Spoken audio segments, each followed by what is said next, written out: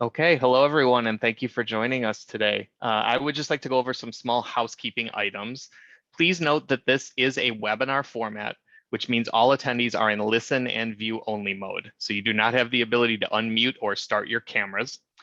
You are able to ask questions using the Q&A icon located on your Zoom toolbar, and we will have a Q&A portion at the end of this call. And with that, I would now like to turn things over to Christine. Please take it away, Christine. Thanks, Dave. Good morning or good afternoon, depending on where you are. Hello, everyone. Thanks for joining us today. I'm Christine Williams, a Managing Director in Marsh's Workers' Compensation Center of Excellence. I'd like to welcome you to our continuing webcast series on managing workers' compensation risks and costs. I'm sure I'm not alone in finding it difficult to believe 2021 is over. In our world of workers' compensation, many ways it was much of the same carrying over from 2020. So today we're going to take a look at the current state of workers' compensation as a line of business, including the impact of COVID-19, both from an underwriting and exposure standpoint. We'll also review current market conditions and discuss current emerging trends, things like the impact of remote working, the use of telemedicine, trends in pharmacy and opioid use, vaccinations, potential adverse reactions to them, evolving marijuana laws, and the emergence of mental health and mental health claims. And then finally, we'll review technology advancements and how the industry is responding to the kind of widely publicized talent gap. As time permits, we'll answer as many questions as we can, and we'll be sharing a replay instruction as well as a copy of the presentation with you probably within the next week or so. So with that, I'd like to introduce today's panel. I'm pleased to be joined by Dan Aronson, Marsh's U.S. Casualty Practice Leader, Max Kuntz, Chief Claims Officer at Cedric, and Dennis Tierney, Marsh's National Director of Workers' Compensation Claims. To start, we are going to look at the state of workers' compensation as a line of business. Despite all of the disruption over the last year, or really almost 2 years now, workers' compensation has continued to perform pretty well. Dan, welcome, and can you share some of the results? Sure. Thank you, Chris. So let's take a look at the broader work comp marketplace since the advent of COVID. And we'll share some of AM Best observations first and then look at NCCI. AM Best takes a little bit of a broader view, not just a private carrier view. First and foremost, despite discussions of medical inflation and COVID, work comp still continues to be a very strong performer for insurers, particularly compared to other lines of P&C business, auto, GL, umbrella excess, med mal, and others. Results are not as good as we saw some years prior to 2020, mostly because of decline in net premiums due to lower payroll. Over the last 2 years, actual payrolls were down for many insureds. And as a result of that, carriers saw lower amounts of additional premium at audit time. So that was always a little bit of a boost to net written premiums for carriers at audit time. Additionally, work comp state rates have been decreasing in many different states. So they're seeing lower net written premiums. The combined ratio for 2020, according to AM Best, was 91.1, a little bit lower for NCCI. Probably going to see similar combined ratios for 2021. That's still a very good outcome. It's not as good as it was prior to 2020, however. And results just continue to be favorable, and insurers are benefiting from a decline in lost time claims, for the most part, the amount, lower incidence of fraud, lower frequency during this time, and lower defense costs over the last couple of years. Going forward, I'd expect payrolls and net written premium to increase, but AM Best and insurers are concerned by a couple things. They're concerned by the uncertainty of COVID from an economic standpoint, concerned both them and carriers about the unknown health concerns stemming from COVID, the long-term effects, and also fear about presumptive legislation at the state level. So if we go to the next, okay, so on NCCI now, I mentioned a little bit of a difference here. So we'll drill down on their view from a private carrier experience. NCCI notes a decline in direct written premium as well for the first halves of 20 and 21. Yet combined ratios for 20 and 21 may be the same, and they're at around 87%. And insurers are still experiencing an increase in their operating gains, as noted by NCCI, which is positive, and really showing how this is really outperforming some of the other lines. Thanks, Dan. So let's go back. Yeah. So certainly many have been looking at COVID work comp claims trends over the last 2 years. And we had partnered with our sister company, Oliver Wyman, to undertake a study assessing and sharing the impact of the pandemic on US workers' comp losses. This aggregated data from over 100 organizations across many different industries and geographies, thousands of monthly claims to look at the statistics around some of these losses. Can you share some of the highlights of that study? Yeah, so back in 2020, if you'll remember, I think it was around April time, all the carriers were starting to talk about how concerned they were with COVID, how this could have a major impact. I think they were worried about long-term health effects, as well as how many people would be going out and what would be covered, what wouldn't be, state legislation, all these things coming to bear, and it was a lot of unknown. I think we took the position with OW that during this time, the core operating claims would be down significantly while COVID claims would be up, right? So during a pandemic, you'll see the pandemic claims up and you'll see core claims down. And we thought things would really just normalize over time. I still think that's what we're going to see. The observations that we have so far, claim counts have decreased across most of the industries. Indemnity counts have been increasing since 2021. Indemnity probably driven not just by regular incidents, but also people being out on COVID, being asked to stay home, and depending on how clients or insureds are handling this, what would be considered paid time off versus a work comp indemnity claim. The ratio of indemnity to medical claims is up significantly. Seems as if average age of open claims has increased, and thus we're seeing closed claim counts have been down during this time. And where we really do believe that this will normalize, we're waiting to see what happens with presumptive legislation, but we think we're past a lot of the upswings on the COVID claims. And I would say the average severity of these claims is also way down compared to what we see in a standard core operating claim. So it's really been a much better environment than I think the carriers would suggest. However, as I noted in the beginning, there are reasons that they're taking pause, and they are concerned about long-term effects and presumptive legislation. And we'll see what happens from an economic standpoint over the next year or so. Thanks, Dan. Max, at this point, I'd like to welcome you into the conversation. Cedric has also done some countrywide analysis around COVID impacts as well. What are some of your findings around COVID claims trends? Sure. Thanks, Chris.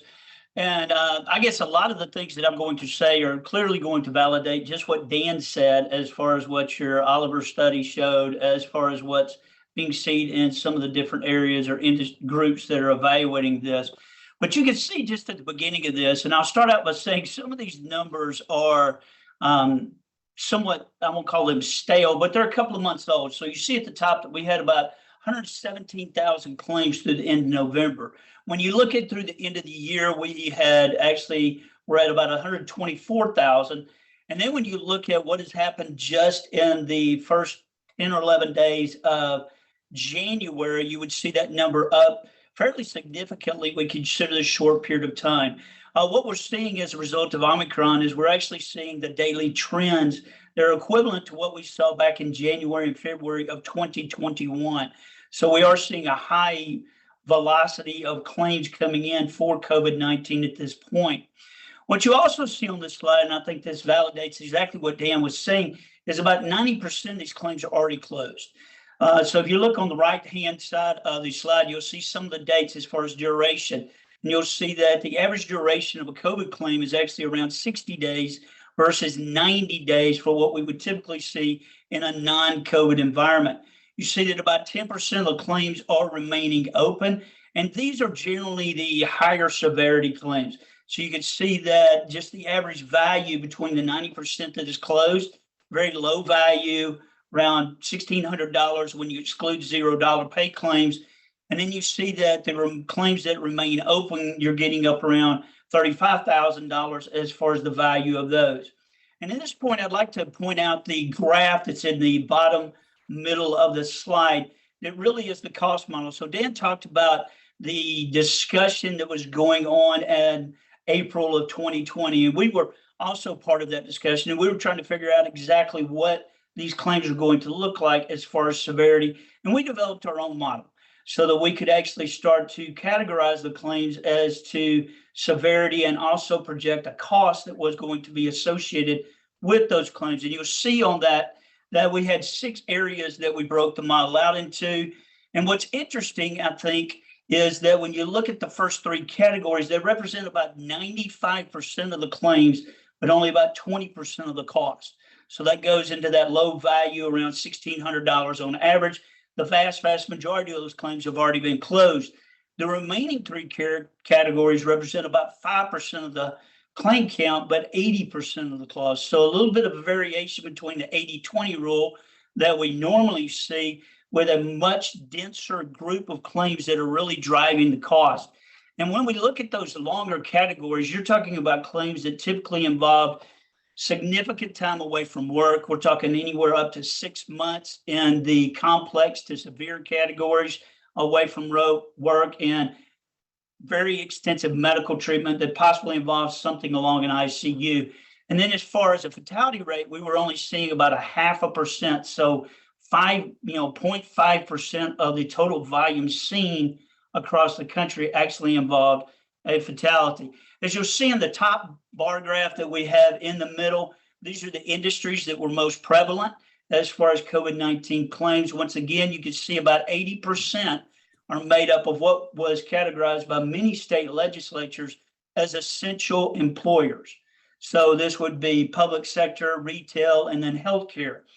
And because we had a very large client base in these areas, we saw a huge number of claims as far as the percentage of the whole involving these industries, because they didn't cease to operate at any point during the pandemic. A couple of the other things that I would just point out is, as Dan said, the indemnity rate.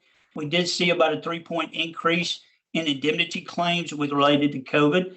And this was simply because of the quarantine time period that was established with the claims, many times exceeding the waiting period in that particular state.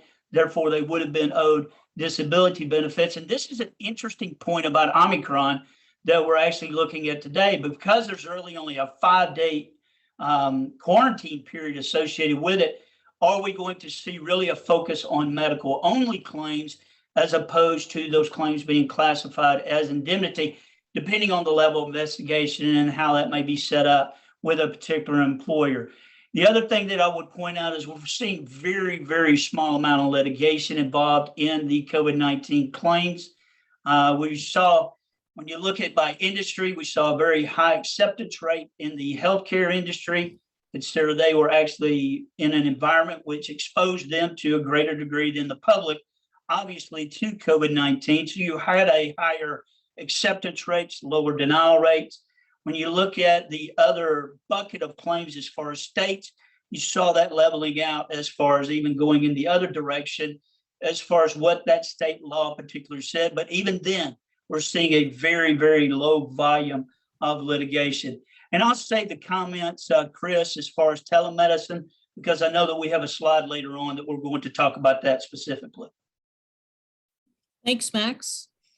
Dennis, so welcome to you as well. So Dan mentioned NCCI earlier. They've also shared their analysis specific to the impact of COVID in the states of their rate making. So what did they find? Yeah, thanks, Chris. Appreciate that. So if we look at the findings here from NCCI, right, we can really see what a heavy impact that COVID had, right? And that really makes a lot of sense since we're looking at 2020, which is the height of the pandemic. So if we look at frequency, right, if we take out COVID-related claims, frequency was down about 7%, which makes sense, right? I mean, with all the shutdowns and things like that. If we look at severity was down as well, which is not something we really saw in the industry. In the comp industry, severity has been going up, but obviously, with claims, COVID claims, really, you're not having, short time frames, no medical treatment, that played a big impact in overall severity going down. Some other key findings, again, which obviously COVID has a big impact. The frequency of smaller claims increased, kind of what we just said, right? Those short-term indemnity onlys without the medical. Across industry groups, frequency and severity varied. I think, Max hit on this a little bit, but obviously, those healthcare, those essential employees, the frequency severity of those industries, it went up, whereas some other industries maybe that, worked from home, we saw their frequency and severity go down. Motor vehicle accidents, right? We tend to forget that motor vehicle accidents do have an impact on workers' comp claims. And obviously no one was really on the road, right? So those, the frequency around those kind of decreased heavily. And the last 2 points, kind of self-explanatory, right? COVID, we know, involves the chest trunk. And as far as occupational cumulative trauma, people weren't working, right? And things were shut down. So obviously those declined in 2020 as well. And NCCI also had collaborated with some of the independent work comp bureaus to have a more holistic approach across the country. What did they share in their findings? Yeah, so this was really a great report, right? Because a lot of times we struggle to get data, right? So the fact that there was a collaboration with NCCI and a couple of different bureaus was actually great. We got 45 jurisdictions here, over 80,000 COVID claims. So we really got a great sample. I think the findings are pretty consistent with what we've been seeing, right? Indemnity only claims emerge as really the significant share of reported claims, as we mentioned. We know COVID-19 indemnity claims close more quickly, right? Because there's no medical, right? A lot of times indemnity claims, and the medical is the tail, right? It keeps these claims open. In aggregate, we know that COVID-19 claims had, lower case reserves. And lastly, we know that the PAIDs, right? We know that COVID-19 claims, the PAIDs were a lot less than non-COVID. So again, the findings here were very consistent with everyone just said, but it was great to have a report that had this much collaboration. Thanks, Dennis. Now we'll turn to the state of the workers' compensation insurance market. And back to you, Dan. How is all this affecting the work comp market? Well, what we're seeing right now is things are still favorable from a work comp perspective. Carriers are targeting workers' comp. They see the positive, I'll say claim trends, but also the combined ratios are better than they are in other areas. They are looking to use work comp to help them write other areas, and they really don't want to lose the work comp business that they have. From an average perspective, loss sensitive isn't performing as well or as favorably as guaranteed costs from a statistics standpoint, but bear in mind that this is really because it's very insulated. Some of the loss sensitive deals have very large retentions, and there's not as much give to be provided at renewal.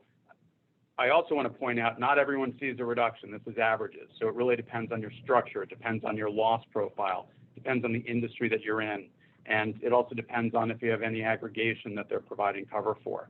And just by and large, though, it still is a positive driving factor in the minds of the carriers, and they are looking to write more workers' comp, and they're chasing the dime a little because over the last 2 years, while they wanted work comp, the net written premiums have been down a little bit. And can you share a little bit more about what types of rate changes our clients have been seeing? So as I said, what I showed before was averages. I think for the most part, you're seeing people around somewhere between flat and an uptick. If you ask me what the carriers are looking for, they're looking for low single-digit increases. On average, they're not getting that yet, at least not on our overall book. And I would say by and large, though, flat is more the norm than not, and give or take a little bit. We have people that are across the board from negative 20 or beyond or plus 20%. On the loss sensitive book, it tends to be more flat, whereas on the GC, it tends to be a little bit more towards the negative, where you might be able to get a decrease. But again, I want to point out there's always the extremes, positive and negative, depending on the profile of that risk. So then overall, what are some of the high level observations that you'd like our listeners to consider as we look to the 2022 renewals? So I still think it's going to be a competitive rate environment. We saw that the last couple of quarters. Carriers are still targeting workers' compensation. They still have the concerns on the liability side, so this is still looking favorable. They'll have a watchful eye on COVID and just making sure that they're underwriting a little bit more stringently, so that the best practices are going to be driven with making sure that they have the right payroll historically. They want to make sure that they really understand the risk going forward, who's coming into the office, who's not, concentration exposures, and overall employee aggregation. A little bit more specific to some industries such as healthcare, but by and large, I mean, a lot of it really is information that we have been providing the last couple of years, and carriers are just making sure that they're providing favorable renewals for the right risks. COVID-19 claims, we're watching what happens. Everyone's watching it. I still think things are going to normalize. I think OW believes things are going to normalize, and I'll put into Dennis and Max's on their behalf. I'm going to say I think they think things are also going to normalize in the work comp space, but people really are trying to figure out how is COVID going to affect things, and that includes economically over the next year and how much net written premium there is based on exposure. One thing that could be interesting this year that we're starting to push a little bit is having discussions around integrated disability. More people are working from home. There's blending of, kind of 24-hour talent. Someone gets injured at home versus in the workplace, and where they're working has a whole new phenomenon to it. So possibly seeing if, some carriers are starting to offer, Cedric, other TPAs are starting to offer more integrated disability where the intake for both disability, at work as well as at home are coming together. Work comp is still desirable. I see it continuing to be desirable. There are obviously differences in risks. I'll throw out two other things. One is long-term deals are starting to get done. So it means carriers are trying to write. They are trying to leverage the work comp line. We have been seeing more long-term deals, larger guarantee costs and on loss sensitive, lower on the smaller guarantee costs. They are a little bit fearful on some of the rates, but it might be there for the right risk. And then same communicable disease coverage, where for communicable disease, there was aggregation endorsements in the past where you could have one retention or deductible apply. Much tougher to get. The language is much different. It really focuses around patient zero and exact contact with that patient, and there is a charge for it. So that is something that we used to have in the past, Chris, that is much tougher to get, and it's not as advantageous language-wise for our customers. Thanks, Dan. With that, we'll move over to the current emerging trends section. Prior to the pandemic, we did see presumption legislation in a number of jurisdictions. Primarily, it was for first responders, claims related to mental anguish, stress, some cancers and exposures, and then COVID hit, and we saw a lot move into this pandemic area. Dennis, can you share the recent activity related to the pandemic and what to expect next?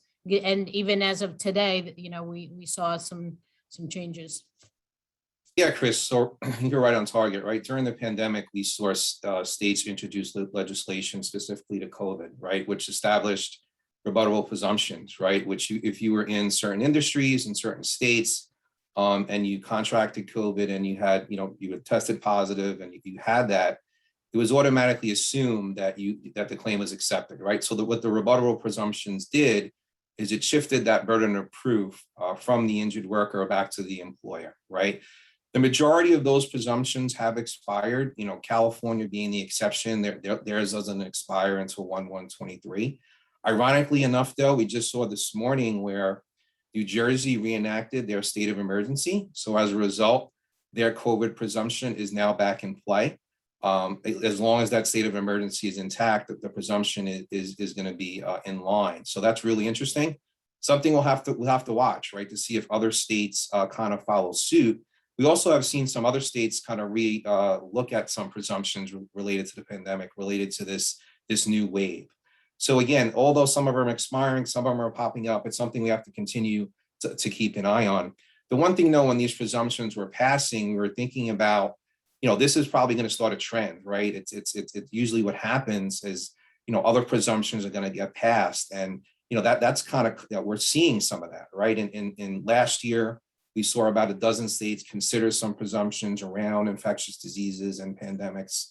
Additionally, we saw 2 states, Tennessee and Washington, pass some legislation around some of these diseases and contagious diseases and things like that, which, prior to COVID was a little bit, things that really normally weren't covered around workers' compensation. So it's something that we have to continue to watch, because obviously when these presumptions are put in play, it makes compensability to get achieved a lot easier.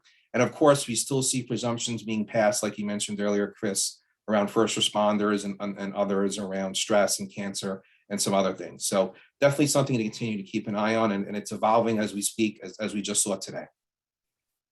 We also have continued to get many questions around vaccinations and possible adverse reactions to vaccinations in terms of compensability. What should our audience consider in that area?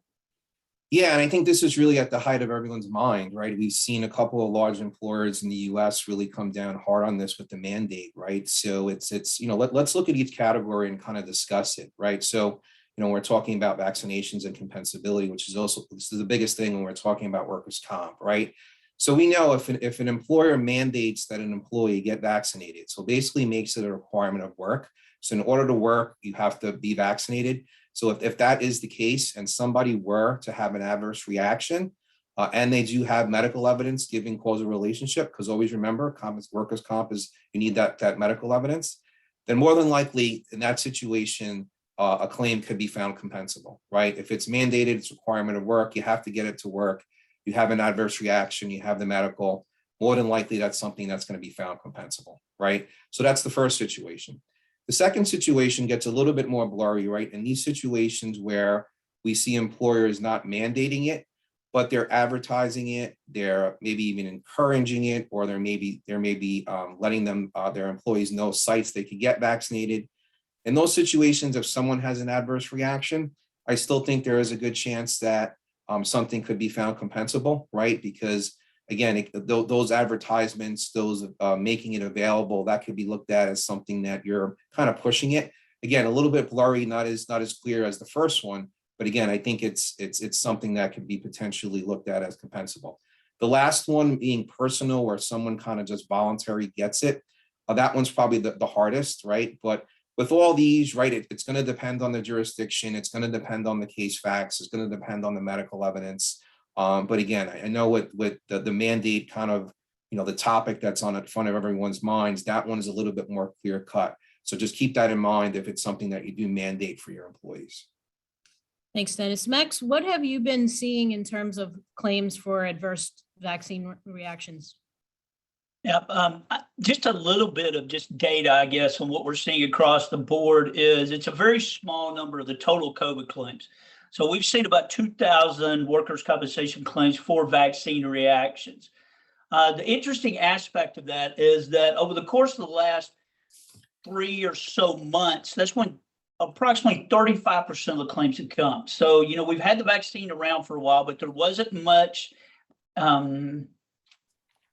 engagement from an employer standpoint at the outset. So what you have seen over the last several months is that engagement from the standpoint of employers wanting to get everyone back into the office, working on how they're going to deal with their remote workforce, whatever it is, business travel going on. You've seen a lot more engagement by employers mandating it. And so you have seen an increase in the vaccine reaction claims. Mostly these have been seen in the healthcare and public sector employers. And that makes sense because they're the ones that probably push the mandate hardest from the get-go. The good thing about it is the vast majority of the claims are medical only. So we're seeing nearly 90% of those claims as being categorized as medical only. About 30%, 70%, 30% being denied, 70% accepted. And then the other good thing is it's a very low dollar claim. So these claims, because they're not missing hardly any time away from work or staying in that medical only category.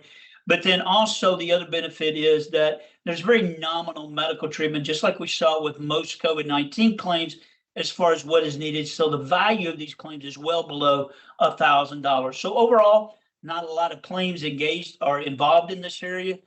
Low dollar, low duration, working their way through the system fairly fast. Thanks, Max. And Dennis, Max did get into this a little bit earlier, but just to reiterate, well, the number and severity of COVID claims has been pretty manageable to date. There are some severe cases, long haul cases. They can be quite serious, quite expensive. And so what recommendations would you make from a work comp standpoint for those types of cases? Yeah, Chris, I mean, this is definitely, I mean, again, I think this is a concern not only in the workers' comp industry, I think it's a concern in the whole world, right? I mean, people that have COVID and maybe didn't have, had a mild case, what's going to happen down the line, right? I mean, is it going to be respiratory? Is it going to be heart? What is it going to be, right?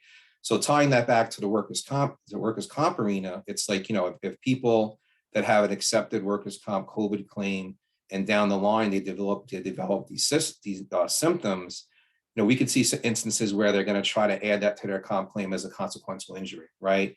It's something that they're going to want to tie back, and obviously they'd have to produce medical evidence to give that causal relationship.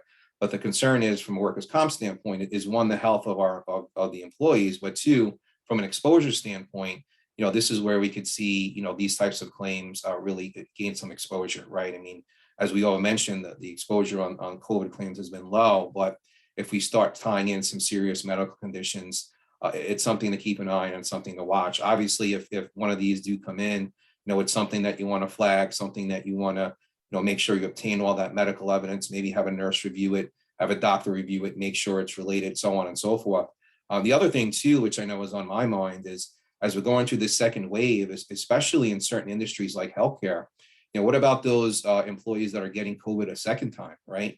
Which can happen, right? We know even though if you're vaccinated and boosted, you still could get it, right? So those individuals concern me as well, because again, they're getting it a second time. So it's something that we have to monitor, right? And obviously, if someone does raise it and tries to tie it back, do your investigation, get that medical resources that you need, and collaborate, right? Because again, the exposure can be significant.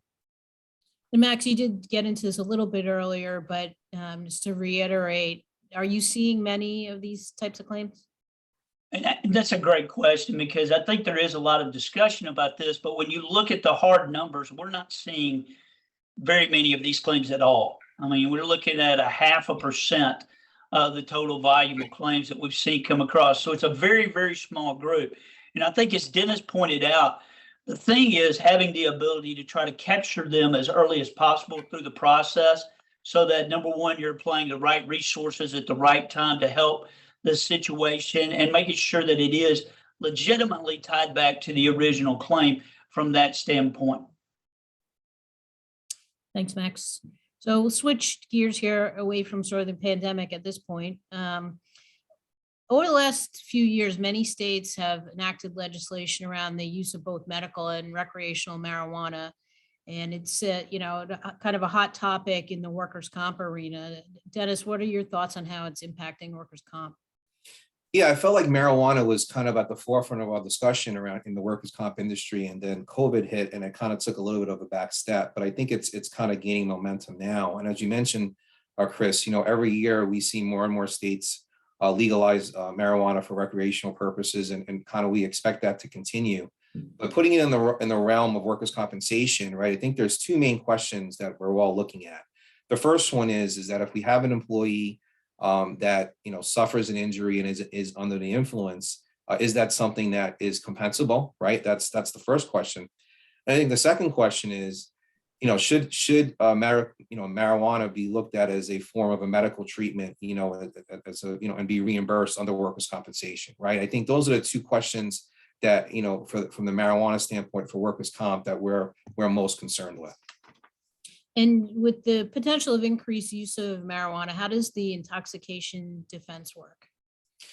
Right. So in most jurisdictions, right, in order to prove that, if you have a situation where somebody has an injury and they're found to be under the influence, in most jurisdictions, you have to prove that that was really the sole cause of the injury, right?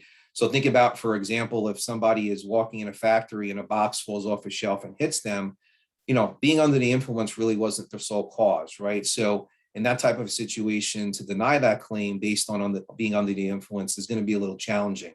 Whereas if somebody just loses all their bearings and walks into something, that's a little bit of a different story, right? So again, if you have the ability to prove that it's, the sole cause of the person getting injured, and again, this is jurisdictional, then I think you have a good case if you want to deny it, right? So we have seen certain situations where, employers have been able to terminate employees, if they have certain, drug policies, but they still have their obligation to pay a workers' compensation claim, right?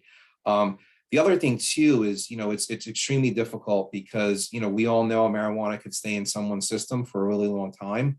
So when they get injured, and they do test positive, how intoxicated are they?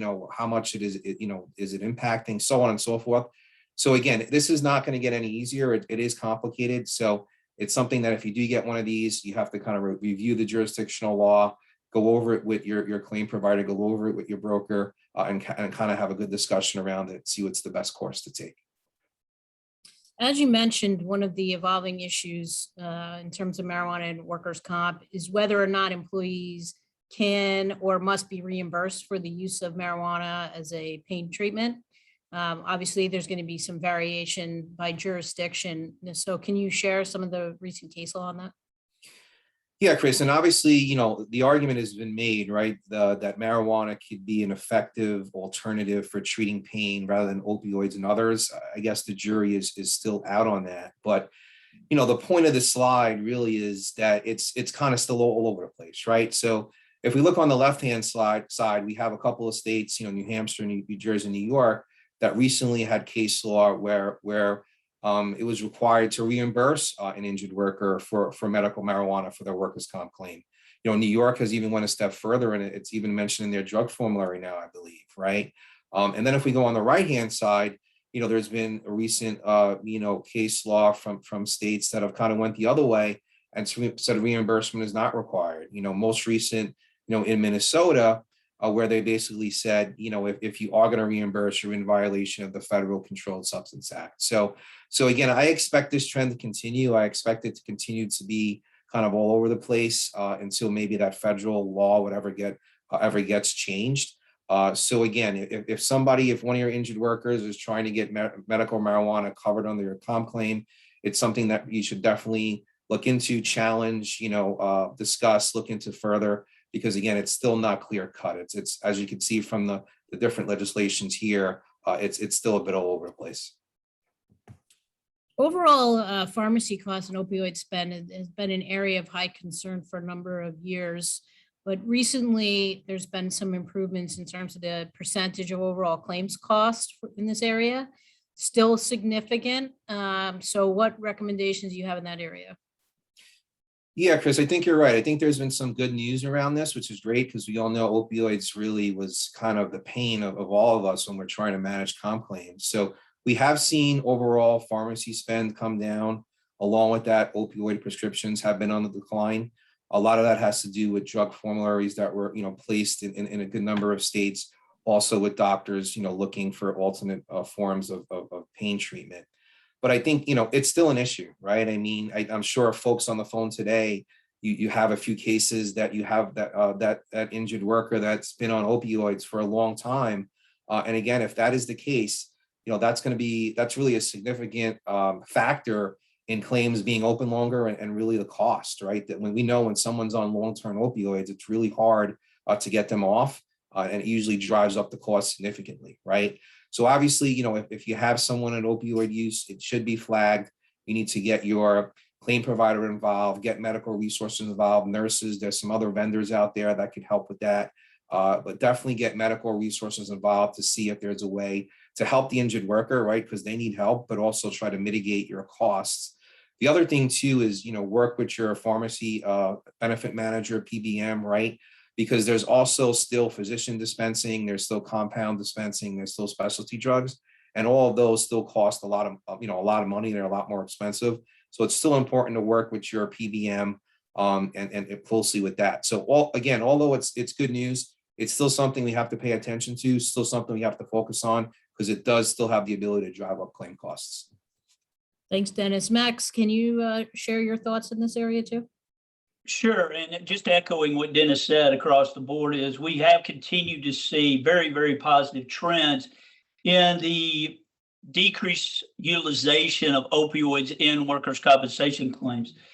But just like Dennis said, there also are a couple of areas that we have really seen that are starting to go up, or we'll say go in the wrong direction. Don't know if it's really trying to supplant the income or whatever you want to call it that was seen from opioids. But we are seeing rising costs in the high cost topical medications. And then also there's the challenge of physician dispensing. So in some states that continues to be a challenge.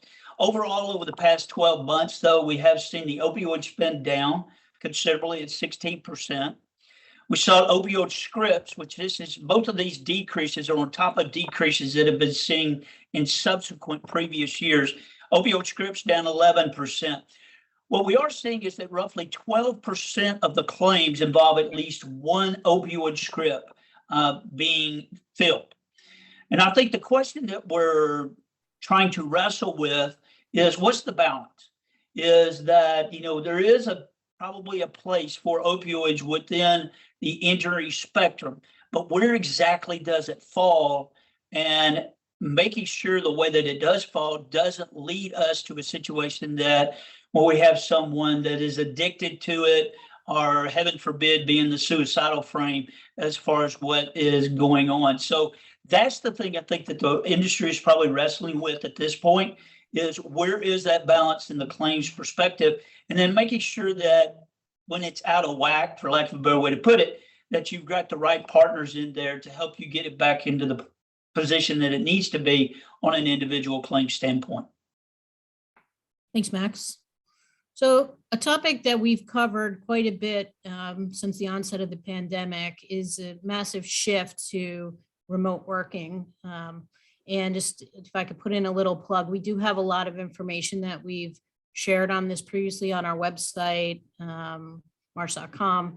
But I think if we were to ignore the impact of this on this webcast, we'd be remiss. So maybe, Dennis, we could sort of share some of the best practices that employers should consider. Yeah, Chris, I agree totally, right? I think, we did speak about it before, but, telecommuting is here to stay in one form or another. It's not going anywhere. It's here to stay. So it needs to be managed correctly. So I agree that, which is why we're covering it. So there's a couple of different things that we want to look at, right? So, let's look at some of the things we could do before a claim happens and help managing these claims, right? Important to have some sort of a telecommuting policy, right? Have that policy that establishes clear working times and provides expectations and also, rules and engagement.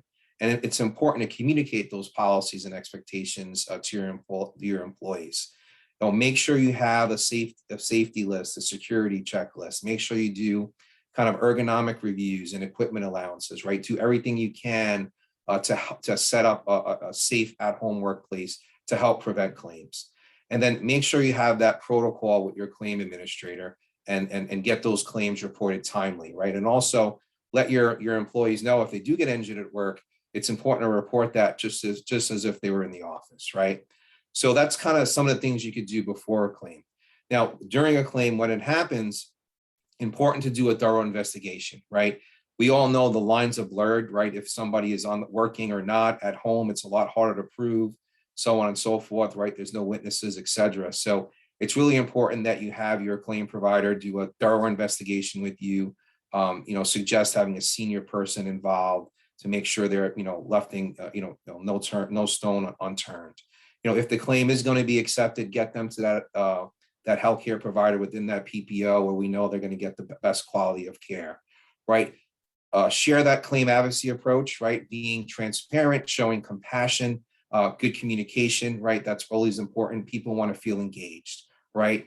And then from a post-law standpoint, if somebody is coming back, be creative in their return to work accommodations, provide that ergonomic support, right? We don't want them to get injured again. We want to set them up to succeed.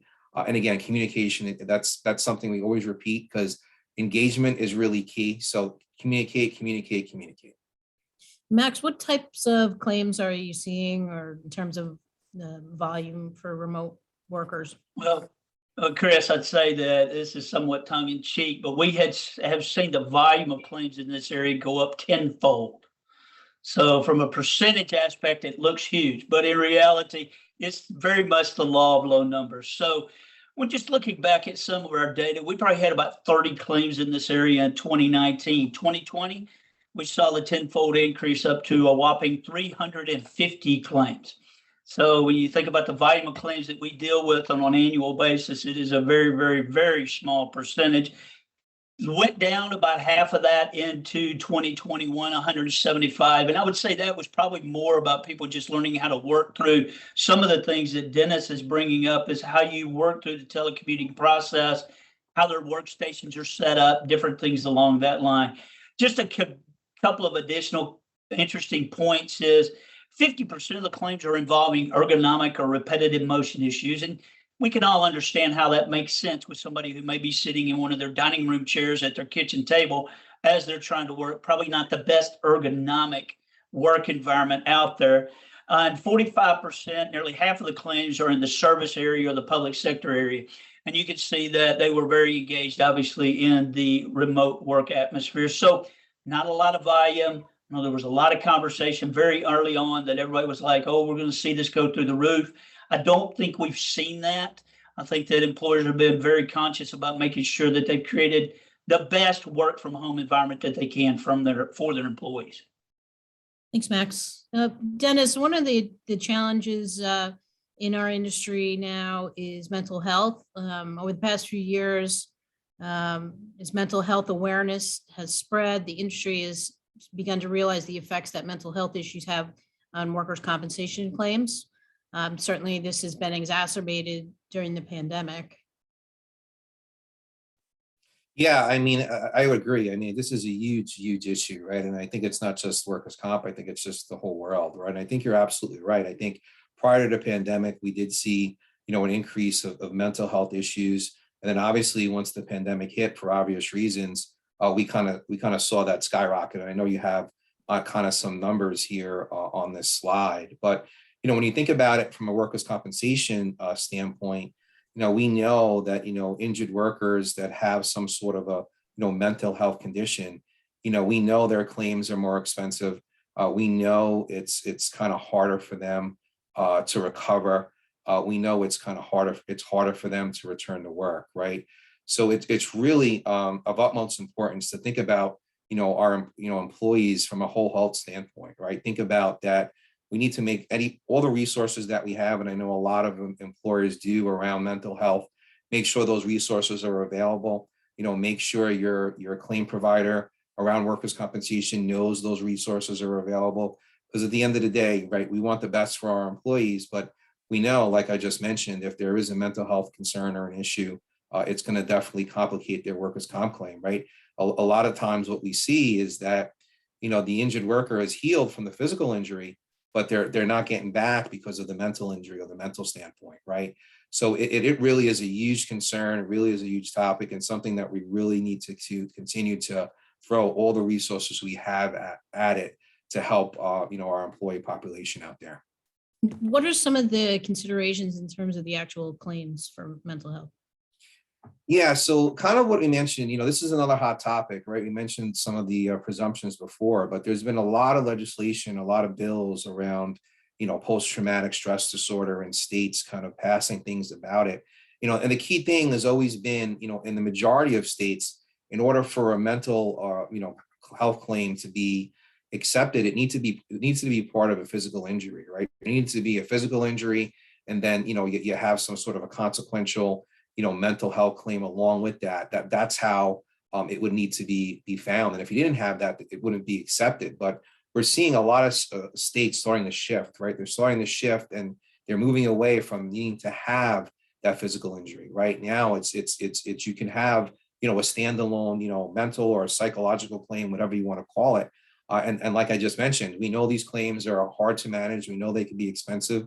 We know it could be hard to get people back to work. So again, this is something that's definitely at the forefront, something that we have to manage. And if you do get one of these claims come in, you need to be all over it, right? It needs to be escalated, flagged, and or resources like we mentioned with some of the other types of claims. Same thing here, because we know these claims could go south fast. Plus, we want to get these injured workers the help they need to get them better. So before the pandemic, there wasn't much telehealth take up outside of group health. Of course, beginning in 2020, the growth in workers' comp was significant, had some real benefits for workers' compensation.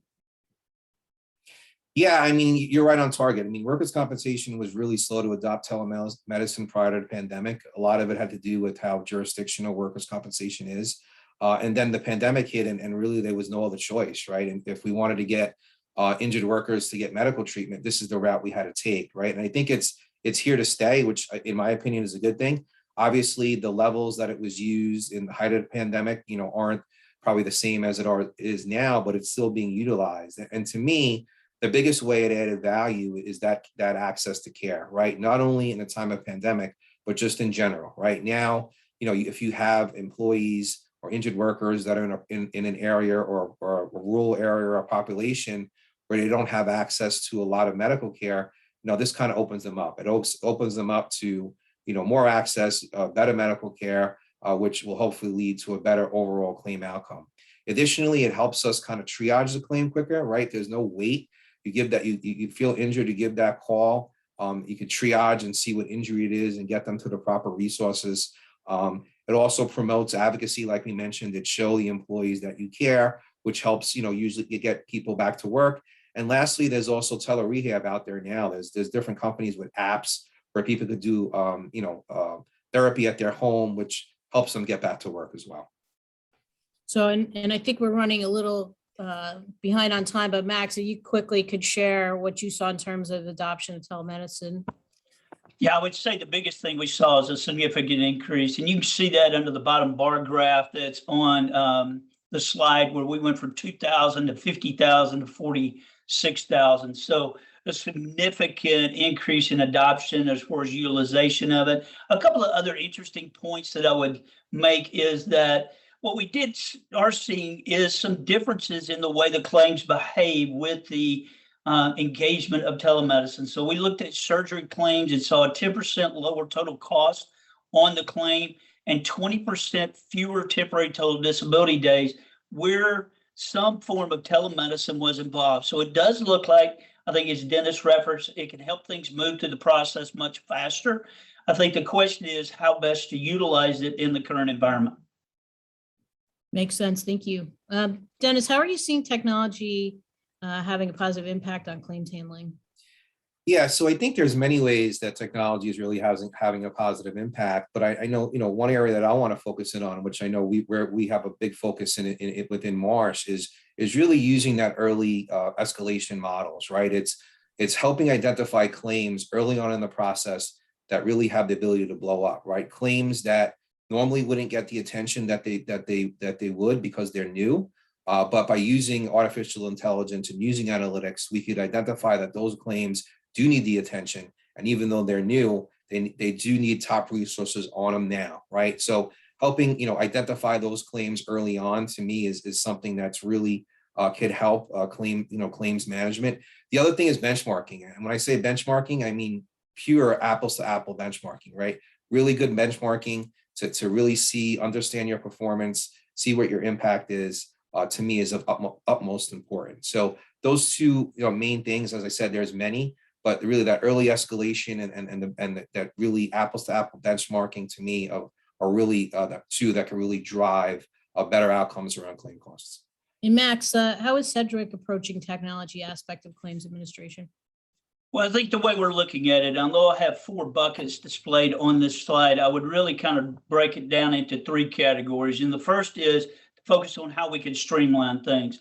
So when you look at auto processing or auto adjudication, we understand the role that it plays in the liability and auto liability space.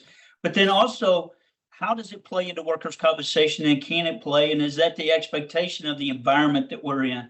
And then also utilizing robotic processing automation, or RPA, for auto processing and auto adjudication, as well as particularly utilizing it within our business for auto assignment of workers' compensation claims.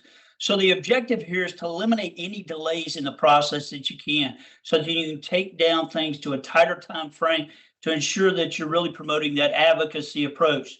The second area would be in predicting, and that's where we talk about artificial intelligence and machine learning. And here you're talking about advanced or enhanced predictive modeling. So when you're looking at early intervention models, high severity early indicators, right resource at the right time, being proactive versus reactive, these are all things that you can pull into play. And I think Dennis, when he was talking about mental health claims, was bringing up a very good point on this, is this is where it can play a very heavy role in making sure you bring in that right resource the minute you see a trend towards a claim going down that direction, so you can have that behavioral specialist be engaged as early as possible. And then the third area would be really talking about improving results or improving the processes. And the big area in this is really how can you use RPAs once again to digitize forms and machine learning to digitize forms in a very, very short period of time as opposed to having human intervention. And that's additional data that you can then pull into your predictive models, your early intervention models and things like that. And then also can help you push things down to the desk so that you're driving efficiencies with regard to the individual examiners as they're working through the claims process. And how are you using tech in your intake process? So our intake, and I think this really came out within COVID-19, is it became very apparent that employers and the industry in general was expecting more because they needed additional resources and additional help. We saw a myriad of laws come down with regard to leave and disability. We saw laws coming right and left on presumptions in workers' compensation. And we all had about, I would say, 24 hours to adapt to them, it seemed like.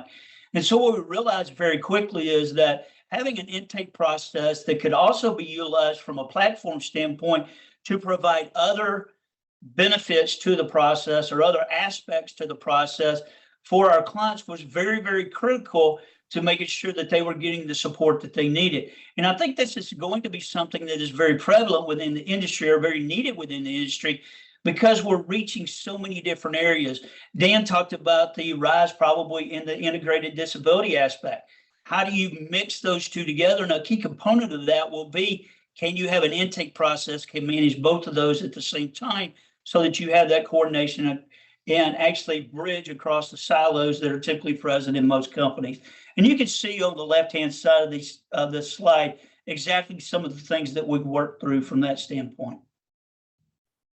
So I apologize to our audience for coming up on time. We just have one more area that we wanted to discuss, if you can hang in with us.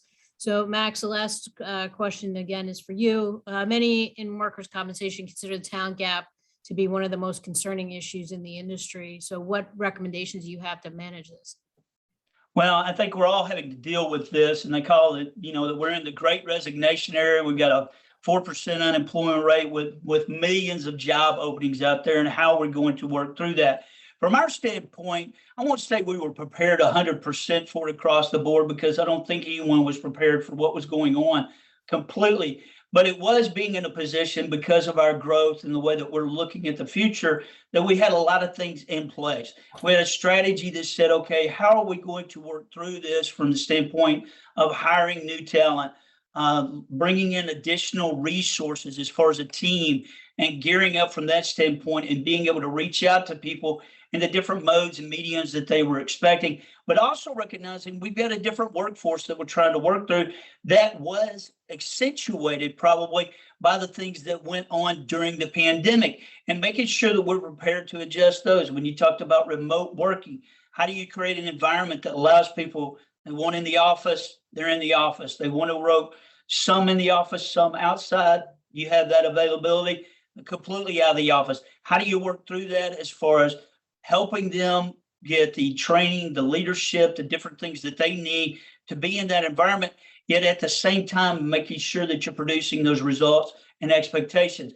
And what we're able to see is that we were very quickly able to adapt. And when you look at it today, we're ready for it. I mean, we're ready. We've had normalization of where our hiring is, as far as, and also with attrition that is back into the trends that it would normally be in. And we're actually in a position, and I think that's the expectation of the industry, is really learning to adapt and make sure that your approach is such that when these hiccups come, for lack of a better way to put it, you can react very quickly and get back on path as fast as possible. Thanks, Max. So I apologize, we seem to run out of time. If you did submit a question, we will have somebody get back to you offline.